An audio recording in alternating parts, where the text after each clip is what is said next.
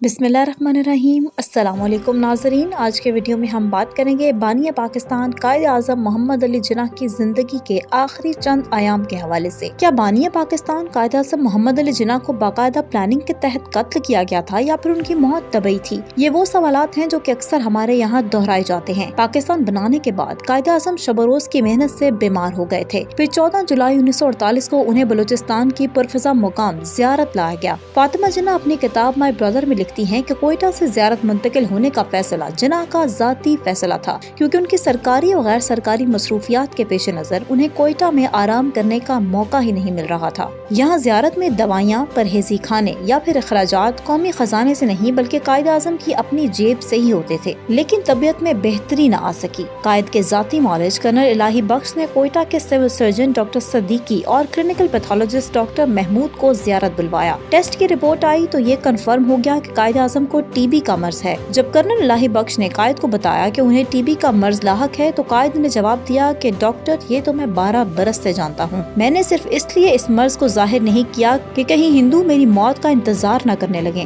तहरीक आज़ादी पर लिखी जाने वाली किताब फ्रीडम एट मिडनाइट के मुताबिक बम्बई के मशहूर डॉक्टर JAL पटेल ने जिन्ना की एक्सरे रिपोर्ट अपने कमरे की तिजोरी में रखी, जिसके बारे में बरतानवी सीक्रेट सर्विस भी लाइल्म थी। इस एक्सरे पर बानी पाकिस्तान के फेफड़ों पर टेबल टेनिस के बॉल के साइज के 2 धब्बे भी देखे जा सकते थे। यहाँ से आप जिन्ना की टीबी के मर्ज की संगीनी का अंदाजा लगा सकते हैं। फ्रीडम एट मिडनाइट के राइटर लिखते हैं कि अगर अप्रैल 1947 में माउंटबेटन, जवाहरलाल नेहरू और महात्मा गांधी में से किसी एक को भी इस गैर मामूली राज का इल्म हो जाता तो शायद हिंदुस्तान कभी तकसीम न होता और आज एशिया की तारीख का धारा किसी और रुख बह रहा होता। वायसराय हिंद लॉर्ड माउंटबेटन ने अपने एक इंटरव्यू में कहा था कि सारी ताकत जिन्ना के हाथ में थी। अगर मुझे किसी ने बताया होता कि वो बहुत कम अरसे में ही फौत हो जाएंगे तो मैं हिंदुस्तान को कभी तकसीम होने न देता। 1949 में कायद आज़म के ज़ाती मौलिज कर्नल इलाही बख्श ने कायद के आखिरी आयाम के हवाले से एक किताब लिखी, जिसमें उन्होंने कायद की जिंदगी के आखिरी आयाम के हवाले से कई वाक़यात दर्ज किए। इस किताब को लेकर असेंबली में बहुत हंगामा हुआ और इस किताब को हुकूमत पाकिस्तान ने बैन कर दिया। 1955 में फातिमा जिन्ना ने माई ब्रदर के नाम से भी एक किताब लिखी तो इस पर भी पाबंदी आयद कर दी गई और इस वक्त ये किताब मार्केट में दस्तयाब है। इसके बारे में कहा जाता है कि ये सेंसर्ड है और इसमें से बहुत सा मवाद हज़फ कर लिया गया है। फातिमा जिन्ना की किताब से हज़फ शुदा पैराग्राफ्स इस्लामाबाद के नेशनल आर्काइव्स में महफूज हैं। इन पैराग्राफ के मुताबिक जुलाई के आखिर में एक रोज लियाकत अली खान और चौधरी मोहम्मद अली बगैर किसी इत्तला के ज़ियारत पहुँचे और वो जिन्ना से मिलने के लिए बज़िद थे। फातिमा जिन्ना आगे लिखती हैं कि जब मैंने भाई को वज़ीर आज़म पाकिस्तान के आने की इत्तला दी तो वो मुस्कुराए और बोले, फाती, तुम जानती हो कि वो यहाँ क्यों आया है? वो देखना चाहता है कि मेरी बीमारी कितनी शदीद है और अब मैं कितने दिन जिंदा रहूंगा। इसी तरह का एक और वाक़या भी लिखा गया है कि एक मौका पर कायद ने कर्नल इलाही बख्श से साफ साफ कह दिया था कि देखो, मेरे मरने के बाद लियाकत और काजी ईसा मेरा मुंह भी ना देखें। कायद आज़म के आखिरी आयाम के ऐनी शाहिद ब्रिगेडियर नूर हुसैन, जो कि कायद के आखिरी ADC भी थे, वो अपने मज़ामीन में लिखते हैं कि बदकिस्मती से कायद आज़म के आखिरी मौलिज कर्नल इलाही बख्श ने लियाकत दुश्मनी पर मबनी खुद साख्ता दास्तानें बयान की हैं। हकीकत तो ये है कि गवर्नर जनरल कायद आज़म और वज़ीर आज़म लियाकत अली खान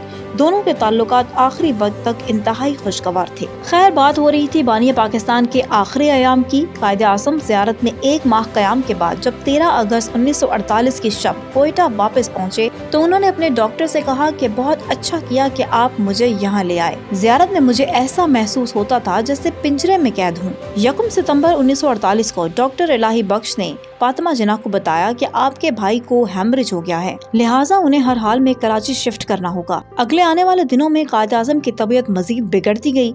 इतने रोज गुजर जाने के बावजूद उनके कराची जाने का इंतजाम न हो सका। 10 सितंबर 1948 को डॉक्टर इलाही बख्श ने फातिमा जिन्ना को साफ साफ बता दिया था कि अब मिस्टर जिन्ना के जिंदा रहने की कोई उम्मीद नहीं, अब वो सिर्फ चंद दिन के मेहमान हैं। कायद की वफात की कहानी 11 सितंबर 1948 की सुबह को शुरू होती है जब कराची से 2 जहाज कोयटा आए। जब कर्नल इलाही बख्श ने जहाज में मौजूद ऑक्सीजन सिलेंडर को देखा तो उनमें ऑक्सीजन बहुत कम थी। सिलेंडर का इंतजाम किया गया और कोयटा से दोपहर 2 बजे जहाज कराची के लिए रवाना हुए। जहाज में कर्नल इलाही बख्श, फातिमा जिन्ना और स्टाफ के कुछ लोग मौजूद थे। कायद का जहाज 4:15 पर माड़ीपुर हवाई अड्डे पर लैंड किया। गवर्नर जनरल हाउस माड़ीपुर से 9 मील दूर था। एम्बुलेंस ने अभी 4 मील का फासला तय किया था कि एम्बुलेंस बंद हो गई और इस तरह पाकिस्तान के पहले गवर्नर जनरल का काफिला 1 घंटे तक माड़ीपुर के जंगल में खड़ा रहा। यहाँ पर एक बात अहम है कि कायद आज़म ने 29 अगस्त को कहा था कि वो कराची के गवर्नर हाउस में ठहरने के बजाय मलिर में नवाब ऑफ बहावलपुर की रिहाइशगाह पर ठहरना चाहते हैं।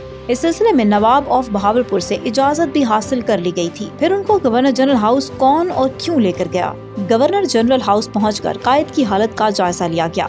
वो गहरी नींद में थे और फिर इनकी तबीयत अचानक बिगड़ने लगी और फिर संभल न सकी और कायद आज़म मोहम्मद अली जिन्नाह कलमा तैयबा का विर्द करते हुए वफात पा गए। सरकारी अलामिये में कहा गया कि हफ्ता 11 सितंबर 1948 की रात 10:25 पर हरकत कल्ब रुक जाने से कायद इस जहां पानी से कूच कर गए।